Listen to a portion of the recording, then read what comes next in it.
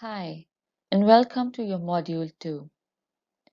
Module 2 is all about understanding deeper concepts and terminologies that are commonly used while we work with Akashic Records. New concept. Akashic Records and its opening perhaps may be the first time that you will be doing it. As readers, I have found that the more I know, the better I receive the information. The more that I resonate with these terms and understand its depths, it is easier for me to convert the cosmic information that comes as energetic imprints into logical and understandable language. It is important for us to understand that the information that we obtain benefits the reader as well as contacting the records. In order to understand this, it is important for us to understand certain important terms which resonate with Akashic Records. Therefore, I have decided to present to you a list of concepts that you may hear about. This should be helpful for you to ease out your understanding about converting the difficult and comprehensive concepts of the Akashic intelligence into understanding relatable terms with the right intent and meaning. I wish to debunk and clarify all possible terms and use of words that will able to enhance your learning and make it a more fruitful journey. So let's begin. What is a soul? A soul is an immortal union of light that was once created by light itself.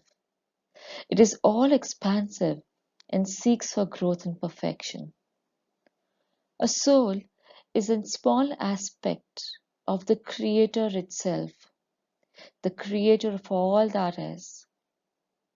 And just as the Creator is existing across the diverse Akashic intelligence, we also call the Creator intelligence as the Akashic intelligence. The soul, which has its own unique understanding about what has happened over its journey, is also a small aspect of the Creator consciousness itself. Therefore, by the virtue of being an aspect of the Creator's consciousness, it also has Creator's perspective. The only issue is that the soul never recognizes the Creator perspective unless we present it using the words, the terms, and the healings that will come across with this course. The soul is on its own eternal journey since its inception till how so long it will exist. It always strives to understand itself, to become the perfect version of the Creator itself. The more that it sheds of its own perception, the more it invites into itself and imbibes the divine wisdom of the spiritual existence. This divine wisdom is that of the Creator consciousness. In other words, as the soul releases its own perception and imbibes the divine wisdom of the Creator itself, it embarks on its spiritual evolution. What is a spirit? Every soul has an oversoul called spirit. Spirit is the vibrational imprint that defines its soul's essence. Each soul has its own spirit. You may call this spirit as the higher self. It can be thought of as a personality of an individual but in soul form. This personality of the soul in most cases is different from the personality of its incarnation. Each soul is unique in its vibration, morals, and skill set. The soul is a subcomponent of its spirit or the higher self. The higher self is the subcontinent of the Creator itself. So when we go about understanding the soul perspective and the Creator perspective, the spirit is somewhere in between that connects these two perspectives and gels within itself the divine wisdom. What is consciousness? Consciousness is the collection of all the experiences and its own perceptions and understandings. It may be collective consciousness of human existence, which means the understanding of all human beings combined together, the perception that human beings hold into the collective consciousness of human existence. It could be your soul consciousness. It could be the creative consciousness. So consciousness is the understanding of the perception of all the experiences that it has lived through. The book of life holds the consciousness of the given soul, of whose book we are reading. It is the book of the soul where all thoughts, intentions, deeds, aspirations, desires, and life experiences are recorded. The book of life is not a physical entity. It is a signature of the soul that is reading its own life. When we refer to the book of life, it is the soul's consciousness that we are referring to. When we talk about reading the book of life from the Creator's perspective, then we are referring to understanding that particular experience from the Creator's perspective. And what is then the Creator's perspective? The Creator's perspective is non-judgmental. It has only and only unconditional love for the soul and therefore for you. The only thing that the Creator wants is connection with you, and through that connection it helps you as a soul to grow and evolve into recognizing the Creator itself. So each person has its own book of life, which is the consciousness of the soul itself. What is a past life? Past life is the previous terminated soul's incarnations. Whether it is one past life or multiple past lives. The soul is an eternal being living multiple lifetimes to recognize the Creator Self. Sometimes we also refer to past life as simply something that has passed. So when we refer to a current life, everything that has passed over, even a minute back or a year back or when you were born from this incarnation, is also referred to as past. The healing of past life or anything that has come in our past happens on similar basis. But it is important for us to understand that when we are healing something in the present life, it is arising out of something that has happened in our past life based on the karmic imprints, the karma and the karmic lessons that were left unlearned from the previous lifetimes. It is now important for us to understand what is karma. There are a lot of misconceptions that revolve around the use of the term as karma. Some people think karma can be given to another or received from another person, but it just doesn't happen that way. Karma just is. We cannot give karma to any other person, neither we can receive karma from others.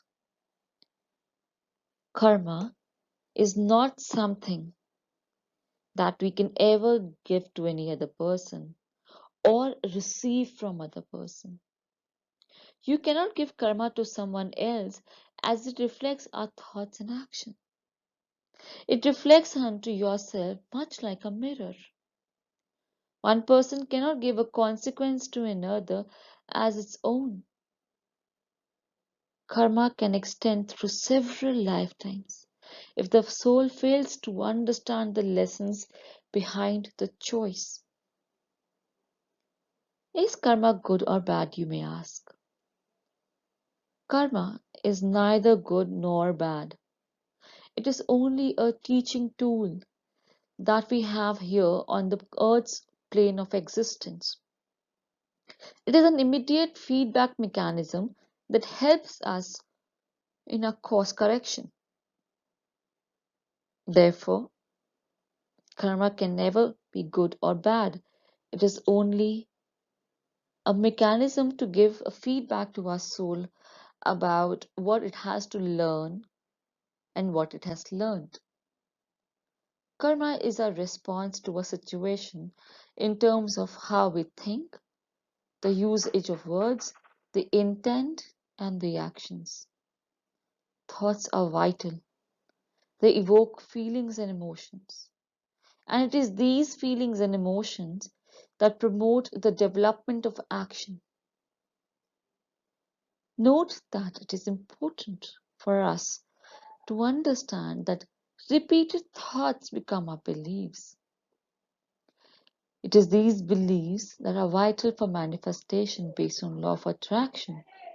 So if we believe that there is something that has happened wrong to us, we are creating that belief and converting that into karma. And then we keep on learning from that karma.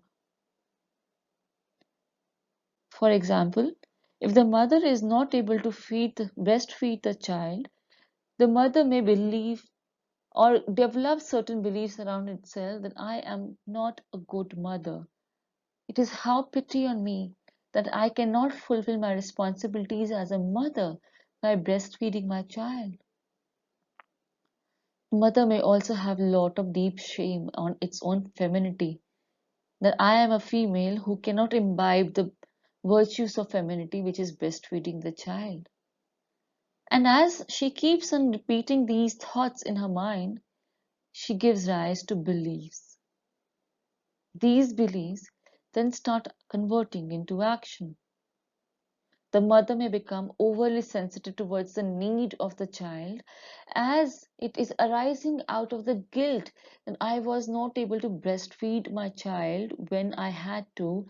Now I must compensate that by overloving the child or being very, very protective or doing something else as a mechanism to compensate for the guilt that I have created.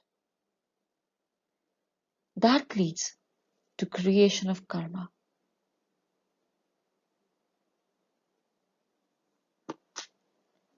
The karmic lessons. What are karmic lessons?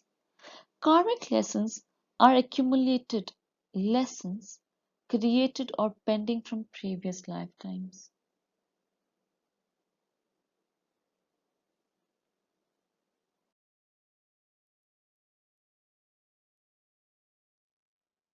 What are karmic contracts?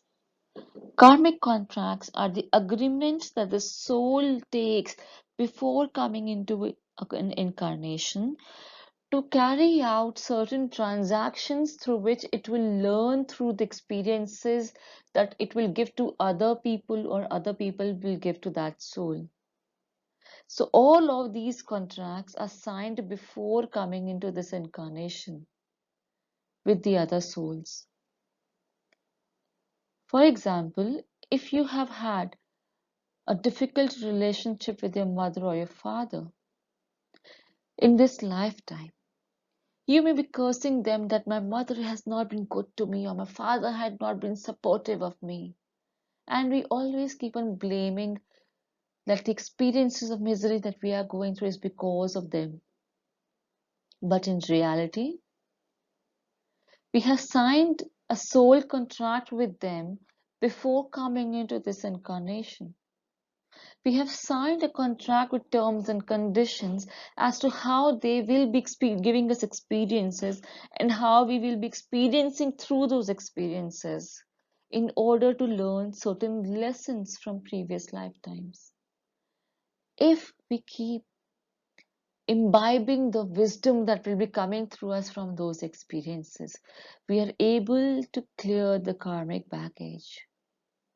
But if we keep on blaming other person, whether it is your husband, your wife, your mother, your father, your boss, even concepts like money, relationship, love, marriage, all of this keeps on helping us create more and more karma. And the soul has to do more and more work to create that karma. Yes, you heard me right when I said that you can create karma with concepts also. Many a times we believe that we can only have karma with other human beings or other things that are living. But we also can have karmic contracts with concepts. For example, concepts of a mate, concepts of poverty, concepts of not having enough, concepts of motherhood, concepts of paternity or fatherhood, concepts of living in a lack consciousness, concepts of love, concepts of abandonment, concepts of not having enough, concepts of giving so much, concepts of not being able to give, concepts of retaliation, of resentment. So there are concepts with which we can create karma. And therefore, the karmic contracts that we will be creating with other human beings will also be basing the concepts that we need to learn and evolve through till the time we learn what it really meant. Let me give you another example here. What do you understand by darkness? Darkness is nothing but the absence of light. So to understand light, I must also understand what darkness is. If I wish to imbibe spiritual wisdom and if I wish to grow and become one with the Creator, which is the journey for all the souls to become Creator itself, unless I understand what it means to be the lack of being the Creator, unless I have gone through all the experiences of darkness and misery, how will I be able to become the Creator? How will I be able to imbibe the creator consciousness? So, to understand the concept, for example, if I talk about the concept of love, in order to understand what love really means, it is important for me to also understand what it means to have absence of love in my life. And till the time the absence of love in my life becomes so huge as a misery, as a difficulty, that I start loving myself, I will not be able to attract love from other beings as well by the virtue of law of attraction. So you understand that how these karmic contracts are so embedded deep into our psyche.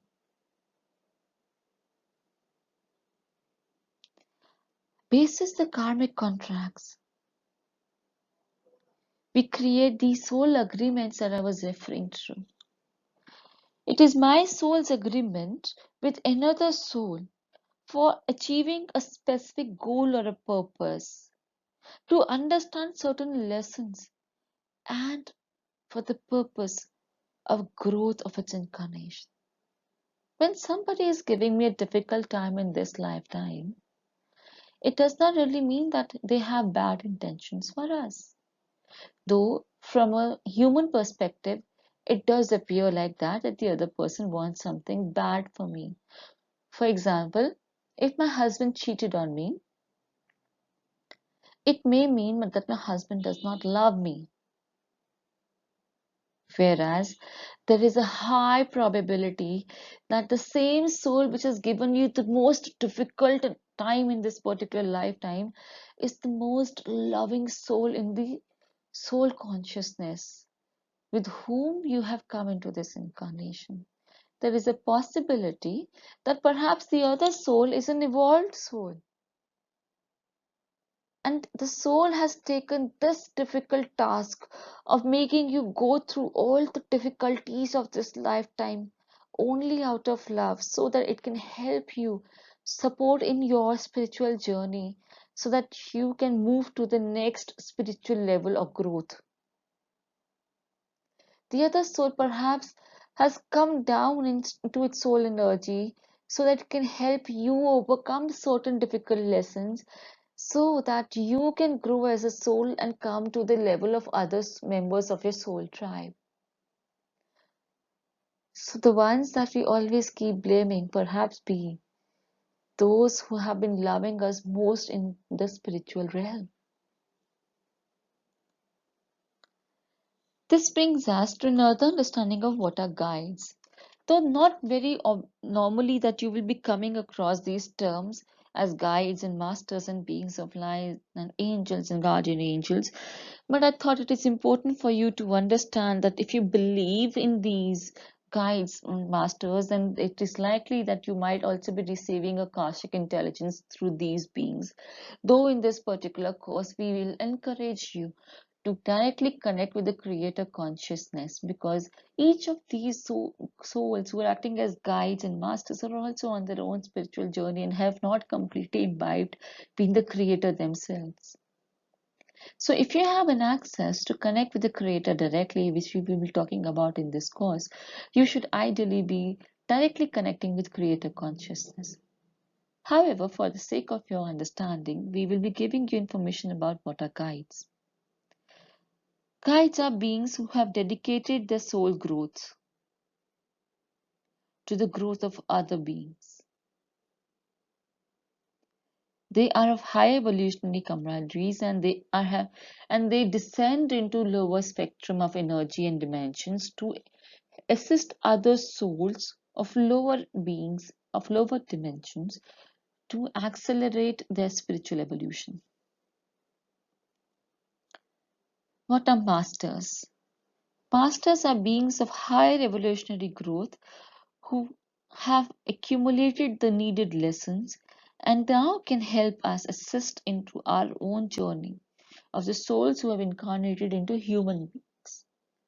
Ascended masters, on the other hand, are the masters who have been able to learn their own journeys and own lessons of being the masters and supporting others. Understand that the masters also have some karma with human beings, and that is why they come in contact with human beings to clear their lessons in growth. And when they have grown enough and they have cleared their karmic issues, they become ascended masters. The ascended masters have higher level of divine wisdom than the masters, and the masters have higher level of divine wisdom than the guides. There are many other beings of light, such as angels, archangels. Sometimes these beings of light also come into existence as energies. You will not be able to classify them as angels or archangels, but they simply come to you as energies to give you some divine wisdom. These beings no longer incarnate, and their sole purpose of existence is to work on another dimensional plane, to assist in the greater good of all souls from all evolutionary levels. Guardian angels. Guardian angels are higher beings of light who have accumulated mass amount of knowledge and awareness, which they utilize and help accelerate other human beings, protect them, provide them necessary guidance and support during difficult times. I hope this was an important understanding that you would have got about the necessary terms of use in Akashic Records. And before we move ahead, one of the most important terminologies you'll come across is that of the Creator. What is the Creator? The Creator is the creator of all that is. It is the primal source that existed since the beginning of time. Everything else existed after the Creator. All beings of light, including human beings, guides, masters, ascended masters, and all that exists, has come from the Creator itself. When the Big Bang happened, it was only the Creator that existed. It was during and after the Big Bang that everything that we now know exists came out of the Big Bang from the Creator itself to exist, which we understand as spiritual realm, physical realm, and many other realms.